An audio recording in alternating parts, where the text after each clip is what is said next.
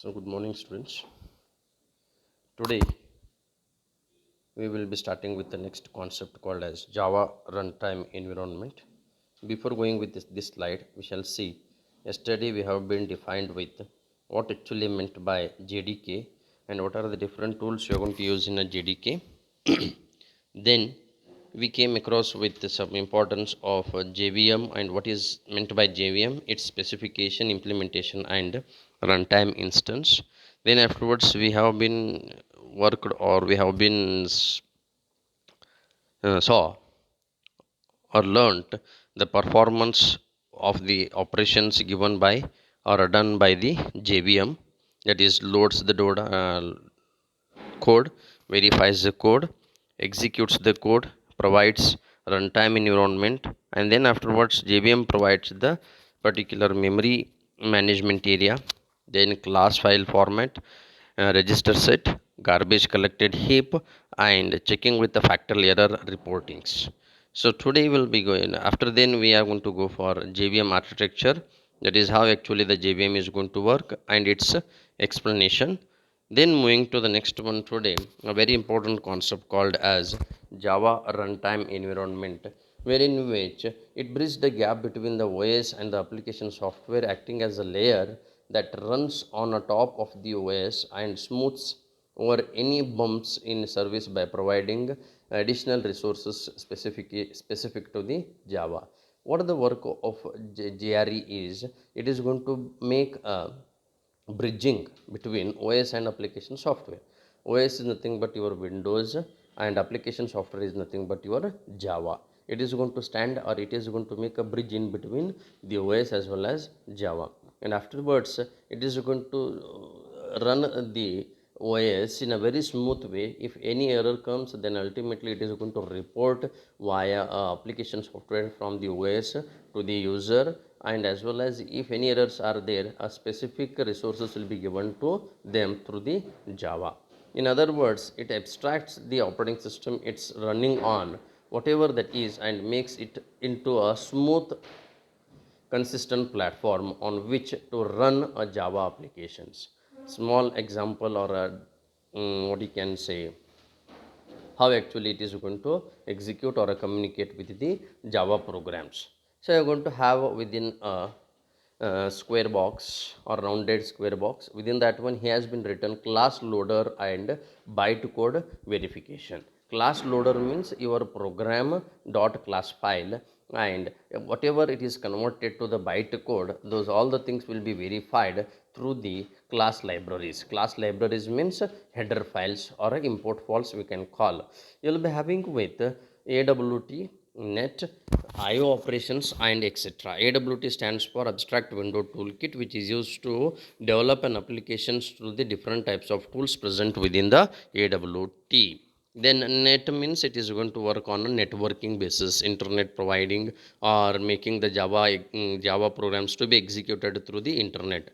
IO operations are nothing but input output operations. Many more different types of class libraries can be executed through class loader and byte verification or bytecode verification by using with interface called as JVM. JVM, what it is going to do, already have been said, it is going to stand in between your programming concept and as well as the user to convert the source program to the bytecode to the bits or a machine level language. And hence you are going to have a arrow mark which is showing from rounded rectangle to the straight square or a rectangle, that is Java interpreter. After creation of bytecode through the Java C compiler, the program will be sent to Java interpreter to execute the programs, and if necessary things are there, then the program will be executed and you're going to get the result.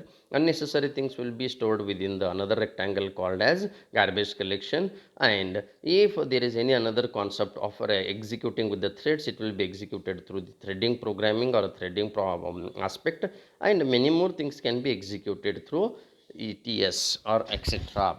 Java runtime environment is going to be playing a very important role within your Java programming language to execute the program in a specific additional as well as resources to the Java for the users through the application software as well as OS.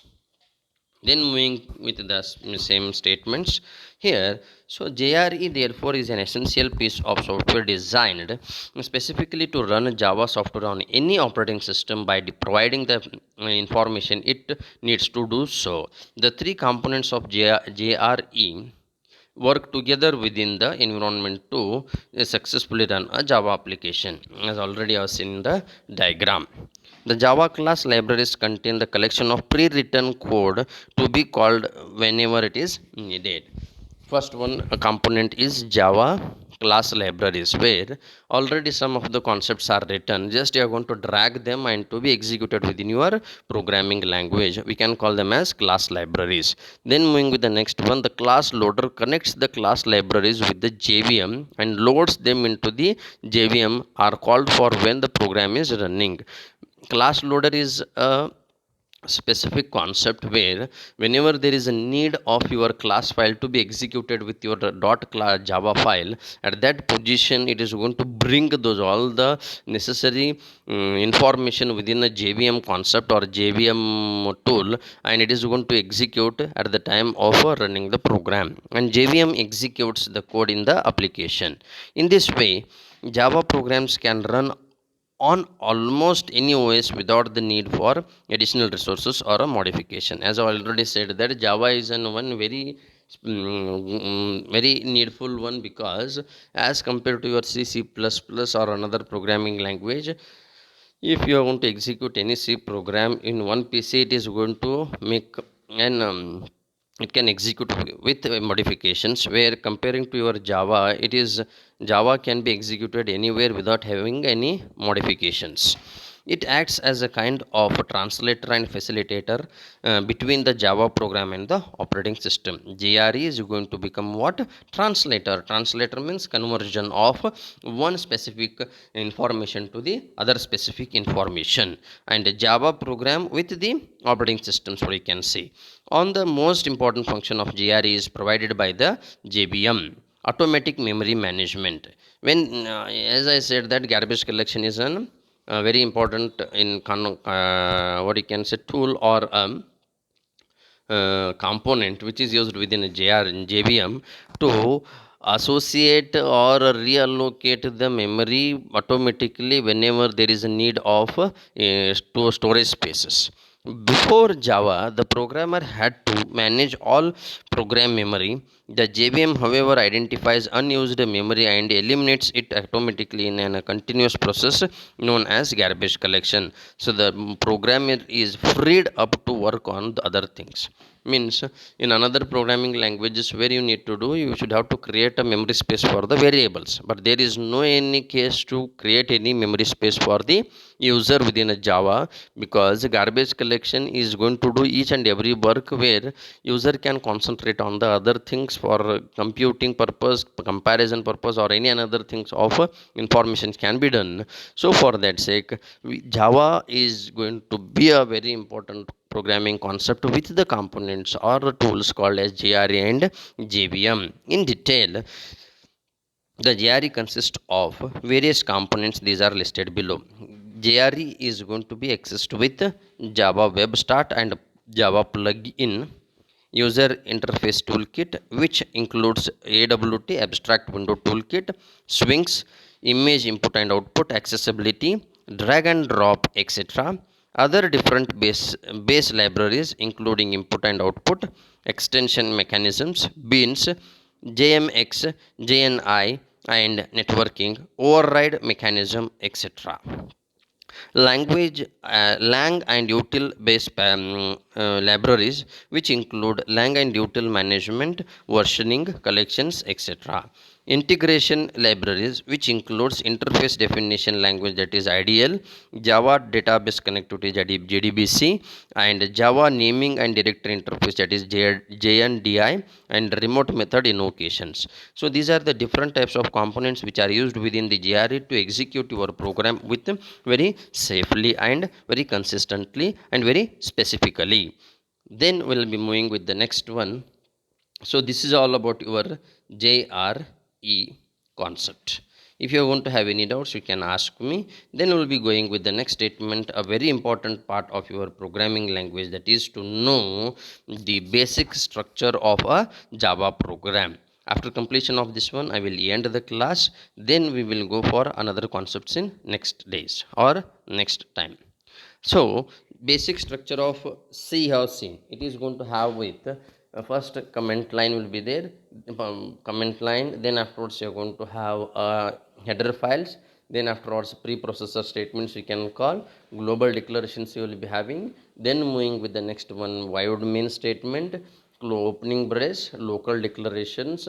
Then going with the declaration, local declarations, then pre-processing executable statements, then closing braces and user defined functions. You already seen in your C programming language and already have been executed lot of programs within that concept.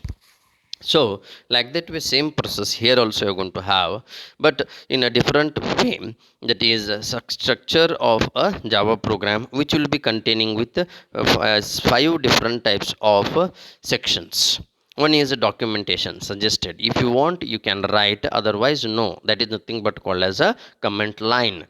Comment line will be having with a single line comment or a multi-line comment. Double slash means you can define with single line commenting. Slash star and star slash is nothing but called as multi-line commenting, which can be done within the documentation. If it is necessary, you can go for it. That's why he is going to say that as suggested. Then moving to the next one, that is package statement, import statement, interface statement and class definitions are optional. If there is a necessary, you can go for them, otherwise no necessary of going with them. So here most importantly we will be going with the import statements, and whenever there is a necessary of class definition you are going to define. Interface statement as well as a package statements are optional. Then I'll be going with the next one, that is called as main method definition. That is very essential. Each and every program within a Java programming language you should have to define. How like you are going to define a void main statement within a C programming language, here also you will be having with a main method definition. Before explaining about the basic structure of a programming, we shall know how actually the Java program is going to be structured. So whatever the name of a class name you are going to give, the same name should be given to the file name. I will just make an sure over here what the differences. In a C, you are not going to have any name within the program.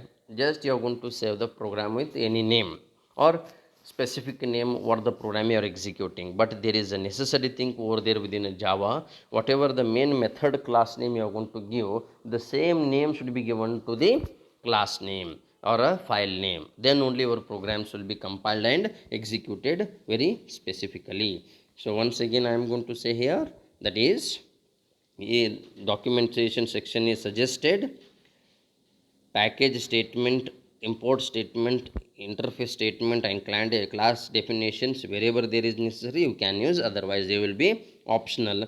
But within a Java programming of the basic structure, main method definition should be essentially you should have to write, compulsorily you should have to define.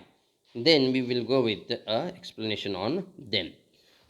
Documentation section, it is used to improve the readability of a program. It consists of a comments in Java, which includes basic information such as a methods usage or a functionality to make it easier for the programmer to understand it while reviewing or debugging the code. Java's comment is only necessarily limited to a confined space.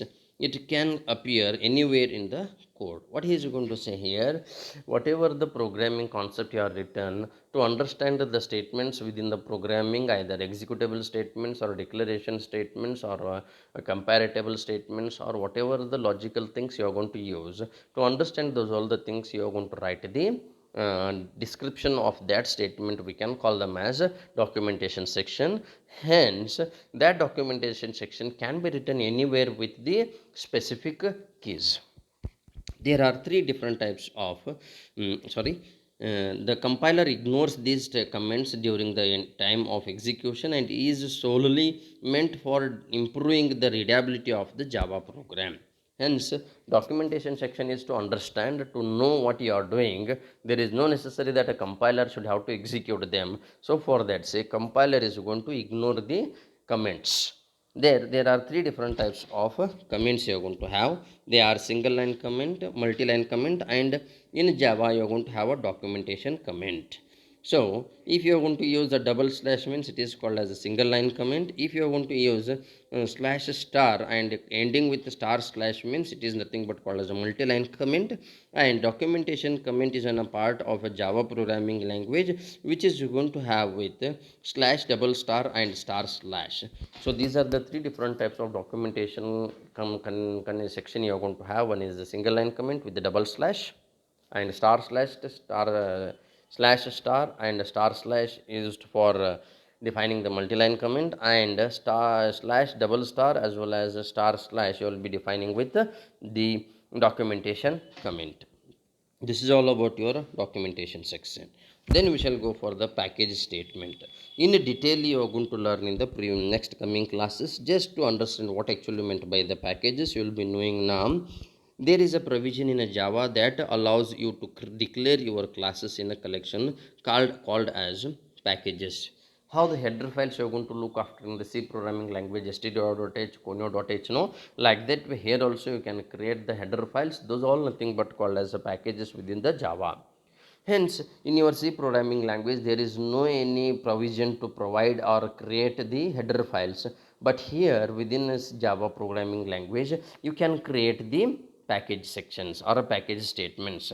That is nothing but different set of classes can be executed. For example, if I am going to say stdio.h, which will be having a different functions within that one, that is printf, scanf, gets, getchar, puts char.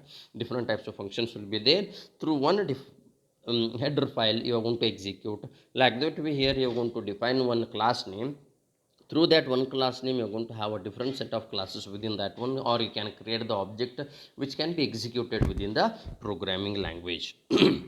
There can be only one package statement in a Java program, and it has to be declared at the beginning of the code before any class or interface declaration. This statement is optional. For example, take a look at the below statement.